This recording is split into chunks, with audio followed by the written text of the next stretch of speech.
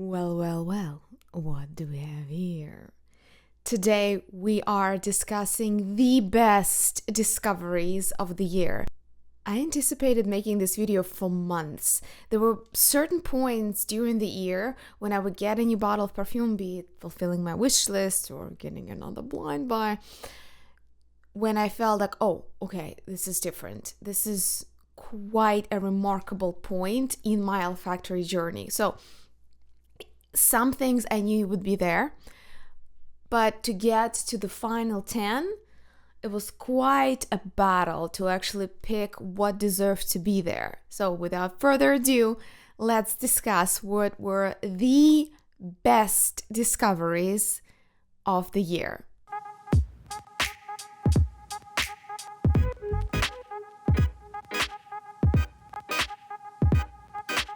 Just for the connoisseurs and nitpickers, I am talking about personal discoveries. Some of these are recent releases, but all of them were either bought in the last year or released in last year and bought by me, or I had them in my collection but just didn't use them for years or didn't like them, and all of a sudden in 2024 I got it. Ready? I'm so excited to share. Let's start. Sancti. The perfect morning that brings back faith in humanity and future. Sancti by Les Liquides Imaginaires is a grapefruity incense. In many ways, Sancti is reminiscent of other Catholic light type of incense that I've tried or have in my collection, and I have quite a few. But this really delivered the punch. It's the zesty, citrusy, what I perceive as grapefruity accord that combined itself so joyously with this light, ethereal Catholic incense that really made this a surprisingly daily wearable, kind of very casual morning perfume for me. And as many of you know, the closer we get to bring me to church kind of incense, the less likely people would consider that a daily wear perfume. I loved it. This is an unusual exception to the rule when a fragrance is made around incense, is devoted to faith and that kind of Catholic smelling incense, and yet it is quite wearable on a daily basis because of this zesty, sharp, very vivacious grapefruit note. Highly recommend if you're looking for a way to introduce yourself to incense and you need something a little bit lighter, a little bit more bright compared to heavier, more myrrh and resinous type of incense fragrances. This one I became obsessed with as soon as I got it, and that was a blind buy. And it's just my general fascination with the white collection by Laboratorio Olfattivo. Their black collection is way more famous, and I think that's what actually got them the global recognition. I am a big fan of the white wine and some special releases they've been doing with Jean-Claude Ellena. The Decou-Vert is listed as green, aquatic. There's all these kind of watery florals there that are listed. It's all great, and it is so very delightful. But the best part is not listed in their marketing campaign.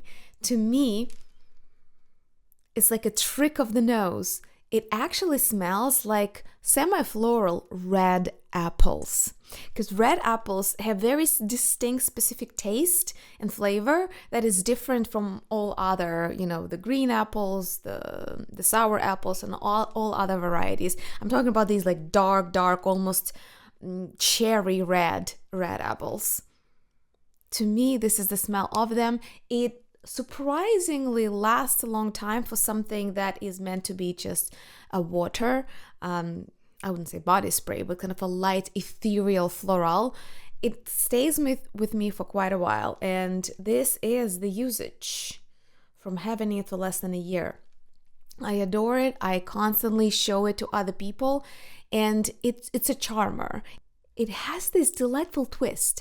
On one hand side, it's very easy to understand kind of this like catering itself as a very friendly, light, feminine fragrance, but at the same time, don't read it directly. Not only women can wear it, because red apples are red apples. You either like the smell or not.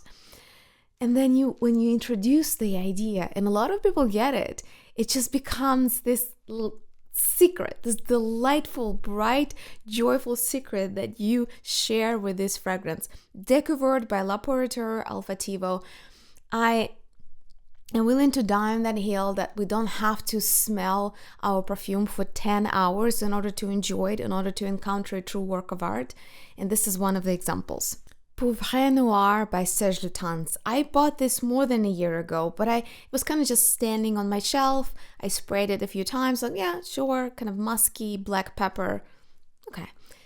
And then I started sharing it with people who are not connoisseurs in perfume, just blind testing with friends and whoever was interested to take a sniff.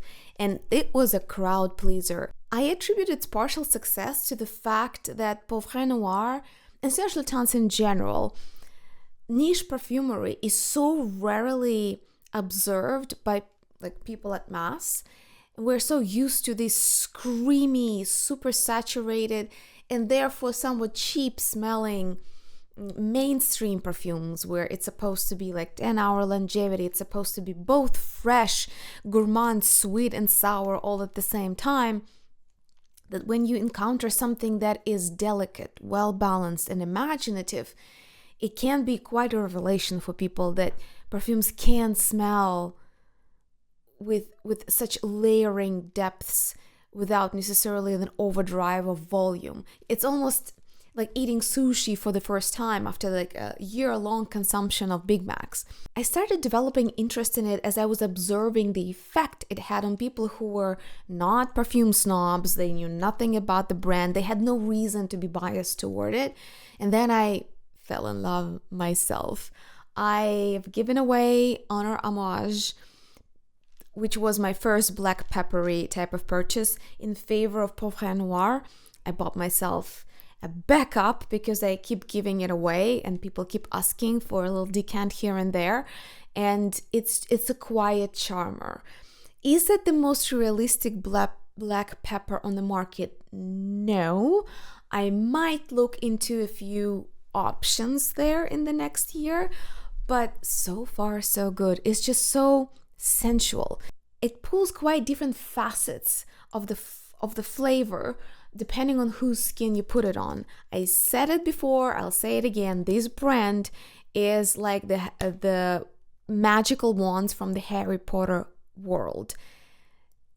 The wand chooses the wizard. If one of these fragrances chooses you, oh, you will know. You will be absolutely captivated, enthralled, and forever loyal. So Poivre Noir chose me, even though everybody was trying to steal it from me in the blind test. And I'm grateful for all the people who brought it to my attention, just how it's just a very likable and yet unusual perfume. Highly recommend. Lilacs. So we covered one of the trends of the year, incense. I showed you the one that I feel is just all in all roundabout charmer, and also actually Sancti can be combined with other scents to give it more of a base if you want to make it deeper. Now for the next trend of the last year, lilacs. If you followed my journey, I've tried probably 15 type of lilacs. I spent a fortune hunting them down, and the more I dove into it, the less I understood what really makes a genius lilac scent. Because I have my most realistic favorites, and those ended up being cheapies. We shouldn't get into it now because I've made 2 dedicated reviews. So when I was choosing one, what was the one that ultimately I would call the discovery of the year? And surprisingly for me, when I thought about it, those were not the most realistic lilacs as I was searching for them, but it was the most imaginative niche lilac that I found, which opened up the world of the Jacques Fath perfumes for me. This is Lilas Exquis, and this was a recommendation by you guys, by the subscribers on YouTube. Somebody told me you really, actually not one person, quite a few people knew about this not that well-known brand these days, but Lilas Exquis is the most imaginative yet believable lilac that I've tried, period. Again, I'll leave a link below if you want to test me on this, like how many I have actually tried. I tried high and low, from $300 per bottle to $10 per bottle. And the absolute beauty and the most beautiful painting, watercolor painting of lilacs is Lilas Exquis. As I said, not the most realistic, but believable, with this subtle... It's like you're looking at a lilac bushes behind a thin, glistening glass. There's something about this fragrance that gives me this work of art feeling, that there is like you have to cover it with glass in order for it to be preserved. So beautiful. I went on and purchased nearly every Jacques Fath perfume I could put my hands on because of this one. Very delightful fragrance, not the longest lasting, but those, however long you will be able to detect it on you, you will love every second of it. The most impressive rose that within last year managed to beat every other rose sample, decant, new perfume that I've tried, even blind buys that I've committed myself to, and that is Holyrose by Room 1015. It is bohemian, slightly pothead, like there's a little bit of a cannabis cloud that I feel with it. It's just so relaxed, so charming, so nonchalant, so bohemian. It is such a treat that I got myself a huge bottle. This is the largest they make. I think that's 120 maybe. And before that, I used up 2 8 ml decants before I committed myself to full-size bottle. As you know, there are so many rose perfumes that are made every year. It's a forever kind of genre that we will forever try to reimagine, re-explore, and reinvent. Just like there are certain genres in music that people always go back to and try to pull something new out of it. I have tried dozens of rose perfumes, new, existing, old, classic, super niche, super simple, very sophisticated. And every time when I think about an imaginative but light rose, not fresh, but ethereally light, nothing beats Holyrose. It is one of the best fragrances that Room 1015 has in its lineup. Next trend was soft, imaginative, floral leather scents. I explored quite a few. I found delightful, amazing examples. And when it came down to choosing the one that I would just hands down recommend, it was the discovery of the year, because I nearly gave up on this brand in the recent years. I didn't expect this from them, knowing what they do. And it has the necessary punch, brightness, and unisexiness that it's just like people need to know. People need to know about it. This is Clean Suede by Etat Libre d'Orange. It's also, you can find it potentially discounted, called Tom Finland. As far as I know, probably licensing of the name has ended, so they pretty much just renamed the perfume. Per my conversations with connoisseurs when it comes to Etat Libre d'Orange and leather scents, the Clean Suede is the same as Tom Finland. You're not gonna be disappointed if you buy either naming of it. Clean Suede is this soft, somewhat sour, musky suede kind of soft leather type of scent. It's like, think leather gloves, think thin, delicate, supple type of leather. What's amazing about it that it actually has a decent amount of projection and longevity.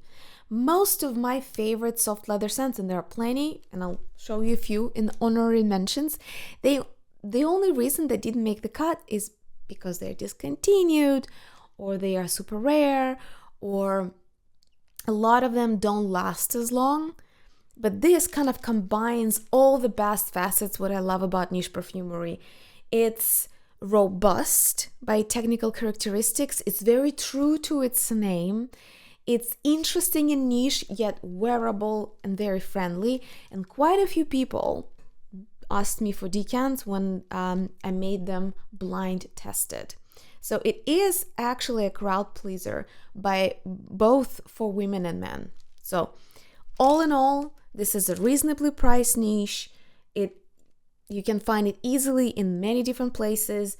You can buy one bottle for him and for her. All in all, it's a winner.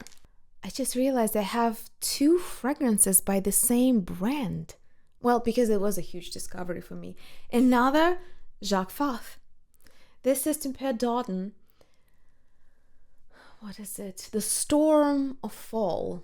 I think that's how you could translate that. And I got a decant from a subscriber friend.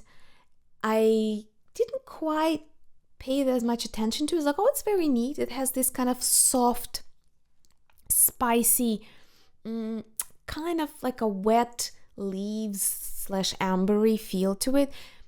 I guess patchouli and amber as an accord can be molded in many different directions. It wasn't particularly green. It wasn't black spices. It wasn't dessert spices. It just had this unusual blend of spices and this kind of soft fall-like,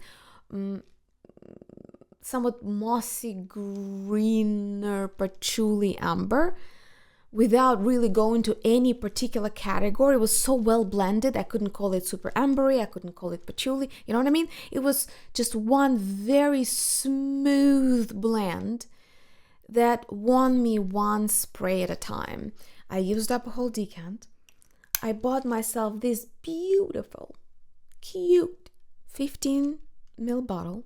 I am nearly out of it, and I'm already working. This usually is in my purse, and I'm already working on the 50 ml second bottle that I bought in the same year. You know what's weird is that I am actually a big fan of, I guess, less mainstreamy fragrances. You give me sort of black spices, mossy, maybe even a little bit bitter, dry herbs. I'm usually always game to explore it.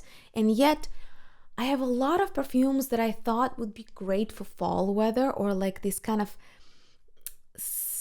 wet coldness that didn't transition to winter yet. I'm sure you know what I'm talking about. This really weird wet feeling you get. It's not necessarily when it's raining. You just get this really wet feeling at the end of October, November. And this is the perfect antidote to that discomfort when everything is bare but the winter hasn't arrived yet. I don't have anything that smells similar to it, that delivers on that feeling, that comforting feeling as well, and yet stays unique. I have many beautiful, rich, deep resinous ambers. I have vanillas. I have, you name it, I probably have some version of it. And yet, when it comes to what is fall, what would be the most quintessential, whimsical feel of this walk in the fall, walk in the park during the fall weather? And that's Tempête d'Automne by Jacques Fath. The brand blew me away. The prices are more than reasonable. So I am a big fan. You gotta try it. And then we go to this candy sinful hygge. And this is 0905 by Son Venin. This is a Norwegian niche brand which I discovered when I was visiting Oslo.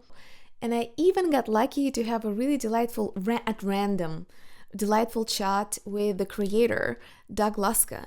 And he gave me a whole sampler. We were having so much fun talking about perfumes, talking about different ways, what makes a brand Italian or Norwegian. We were discussing all this behind the scenes stuff. It was a lot of fun. So he gave me a whole sampler just to try. And later we chatted and he said, like, which one? And I was, oh, without a question, I am absolutely blown away, because this is such a huggable, flirtatious fougère. How can fougère be like that? He kind of laughed a bit. He cackled and said, like, well, do you know what the name means? 0905. It's like, what? I was like, that's my birthday. He made it for himself. This is kind of like his very personal creation that he loves to wear. And I picked it. I picked the full bottle. It is both zesty, fresh, a little bit floral. I think that's what gives it this kind of hit of flirtatiousness, and yet it's a fougère. How? I don't know. It's a sin. It's sinful coziness. I love it. And it's also really cool to see something that original coming from, a specific culture, such as Norwegian and Scandinavian, the art of cozy living in harsh climates. It fits the whole concept like a glove. Highly recommend you guys try the brand, but my absolute favorite pick, and something that I just couldn't find anything even to compare to, is 0905. This was not supposed to be the trend of the last year, but it became one. Berries. And it's worth talking about it again. If you guys are interested, leave a comment below and we'll make a dedicated discussion of berry-like perfumes, because I've discovered some of the most incredible berry scents last year. And we're gonna start with the release of last year, Barenia Hermès. I am firmly in the camp of fans. I understand the conceptually design of the bottle refers to the leather, I think it was bracelet design, but the juice, that's where it gets truly mesmerizing. It's a designer release, so theoretically you can buy it in any department store for an appropriate price, but it is the most elegant yet interesting berry scent I've tried ever. I mean it, ever. In some ways, it has this kind of floaty, relaxed, bohemian vibe as Holyrose by Room 1015, though those are quintessentially different perfumes, but they both have this really interesting presence of all the frequencies of notes as they evaporate from your skin, how you just get this kind of very luscious, relaxed, well taken care of vibe. Berries here are just delightful. I can't even tell you what specific berries are these. I don't even care. It is not zesty. It is not too sour, at least not on me. It is incredibly elegant, and I'm falling more and more in love with it the more I wear it, especially in the contrast to the 99% of designer releases last year that kind of continue to beat the dead horse of the loudest screaming, fresh, syrupy sweet longevity train. This is such a starking contrast to it. In the way, the same contrast I experienced when Gucci released Mémoire d'une odeur, the green bottle, which was a very sour musk chamomile, kind of like somewhat medicinal herbal scent. It was gorgeously packaged, beautifully conceptualized, but it went to such stark contrast with everything that was happening in the market. You can either win big or lose big. I got a bottle, and we'll discuss it very soon, because, there is a development there. But it was clear to me that it's unlikely that it will just swipe the whole perfume nation and everybody will become a fan. It was a truly niche scent that was released by a mainstream designer brand. Here, I think the stark contrast doesn't miss on simple, friendly, kind of collaborative elegance that these berry blend presents. It's not hard to wear. It's not hard to understand. It's catering to everyone. It's not too odd. Even if you know nothing about perfumes, you will feel fine with this one, whether you like berry scents or not, or you prefer something more, piney or more vanilla-like. It's a matter of taste and a matter of mood for a particular day. But the way that this combines a very own trajectory of how this is composed, very easy to wear, friendly demeanor, and incredibly elegant blend. Barenia. Truly the discovery of the year, and it fits the bill. It was released last year, I bought it last year, and I fell in love with it last year. And it opened up the berry scents for me, together with our last, but not least, scent, the best discovery of the year. And this is also a berry scent. I'm definitely on a trend of berries. I feel like we gotta talk about this again. Masque Milano Russian tea. It was one of the best sellers by the brand for many years, way before I jumped on that train. I kind of avoided it for the longest time. Since unusual tea, jasmine tea, oolong tea, milky tea, Earl Grey tea, whatever combinations with the tea was the trend of the year, I decided, all right, let's hear it. Let's see what this is if it's as good as they say it is.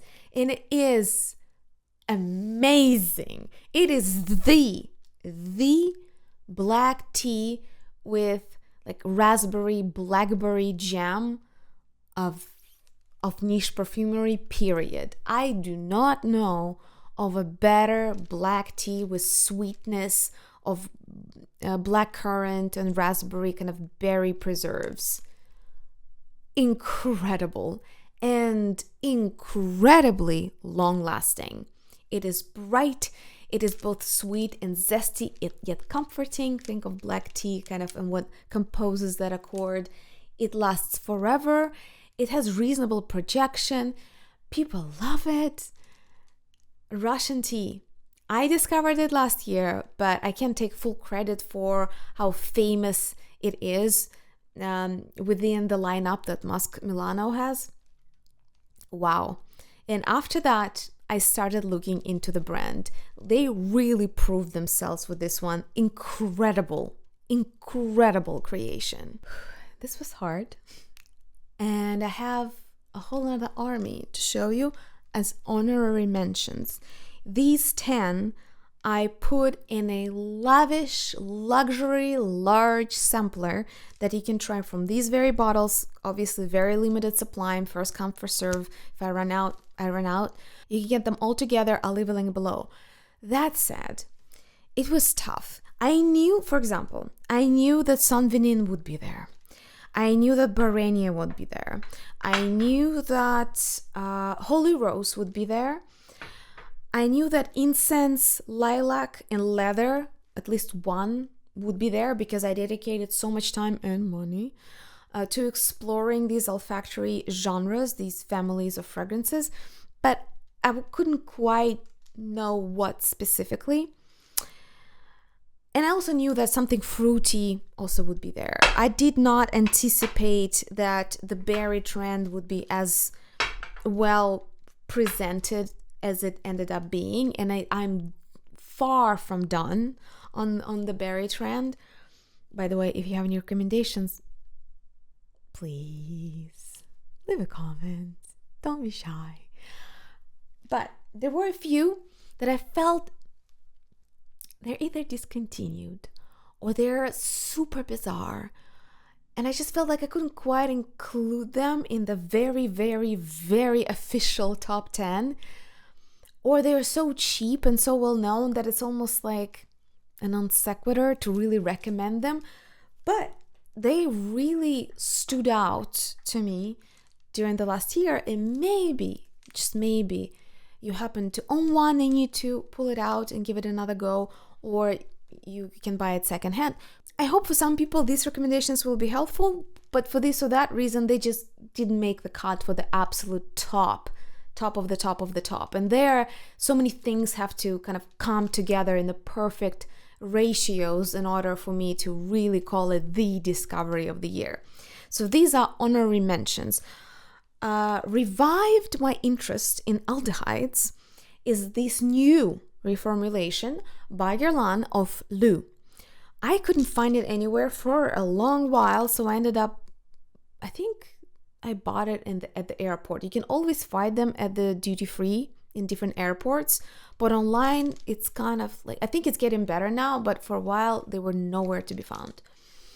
So light, irisy, dry, powdery aldehydes, think Arpège, Chanel No. 5, but light.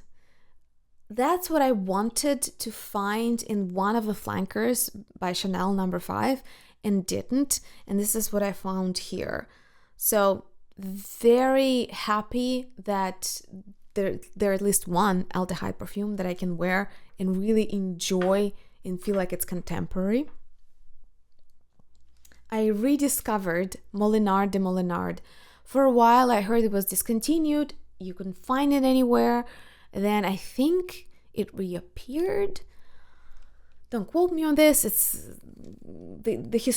I'll leave it for the historians to figure out what's happening with this perfume. But first and foremost, it is an incredibly cool design. It's very sleek, edge cut, kind of diamond cut glass. It looks way more expensive than it costs. And when I bought it, I did not understand it at all. These are kind of powdery yellow floral. It's a very aged concept, dated, I mean.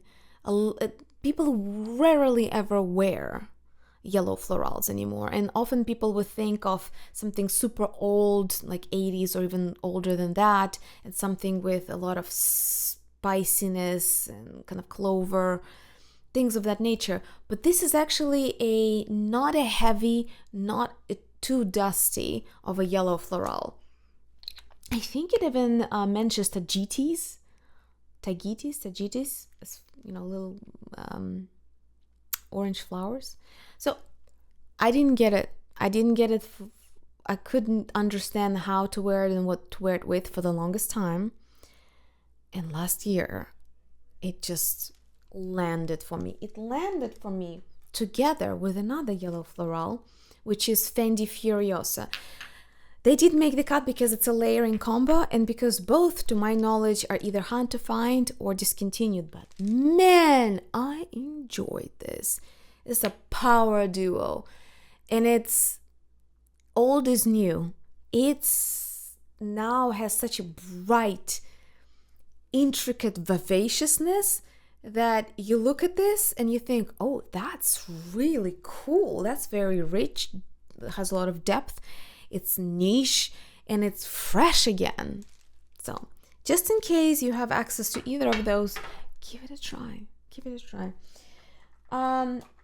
Kind of favorites, but more like for day wear, and I didn't have them long enough to include them in the absolute top, were these luxury line by Estee Lauder.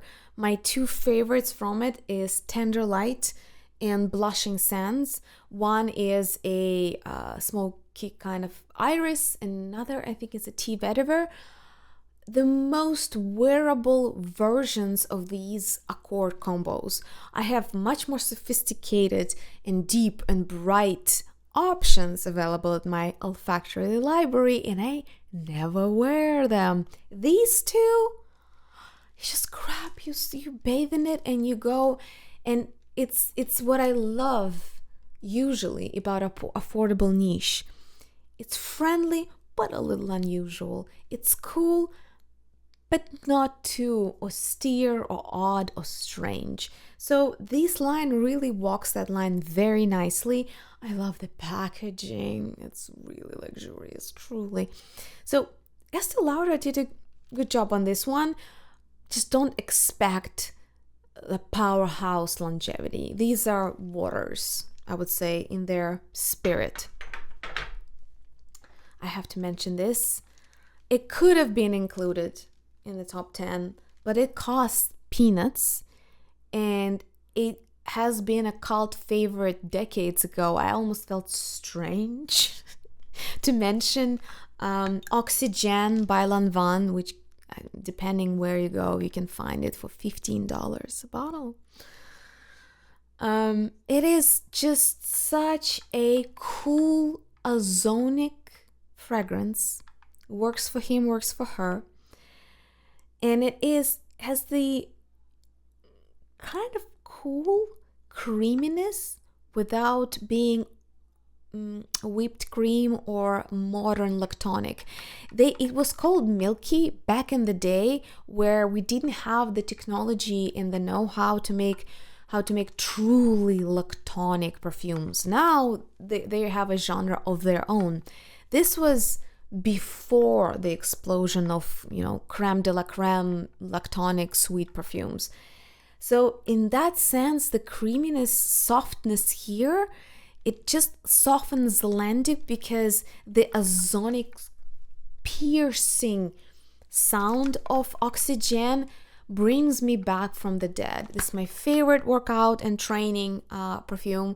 People love when I wear it in the gym. I kid you not, when I'm in the gym, let's say if I do go for like a warm-up or weight training, I usually get like a crowd of unofficial accolades who just prefer to smell Oxygene around me than to smell the rest of the gym and people who are there.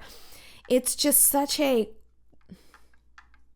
it's so cheap, and a lot of fresh perfumes could take a note from this one. So I discovered it in 2024. I bought it and I wore it to death in 2024. The hardest category of the top 10 was leathers. I actually have a few discovered or rediscovered kind of tobacco-y leathery scents that were all great. It was very hard. I just thought the clean suede kind of hit the marks on every single aspect that you would want to recommend somebody. But there were some really good ones that I discovered this year, like BDK Crème de Cuir, a really good one. It was popular for a reason, a soft, ethereal leather. I don't find it to be very long lasting. It doesn't have much of a projection. At least I don't feel it as much, but it's lovely. Not a replacement for Dame Blonde. Let's just call spade a spade, but lovely.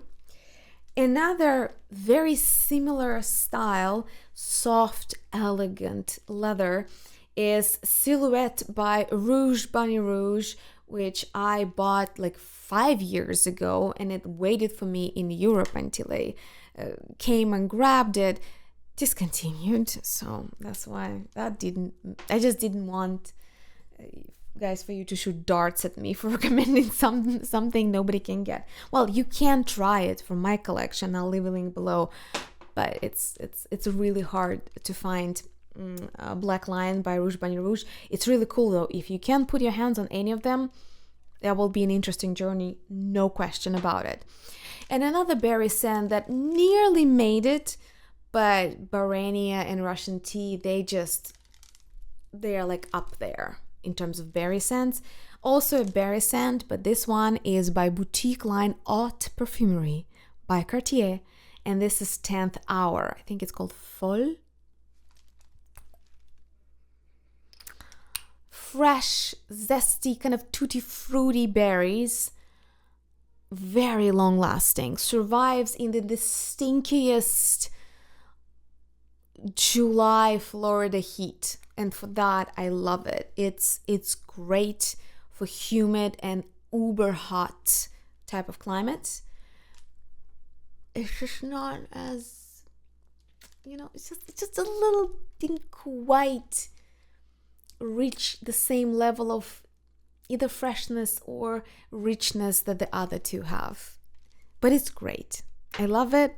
I wore it a lot last year. And the last honorary mention is Paris Monte Carlo Lavender Romaine.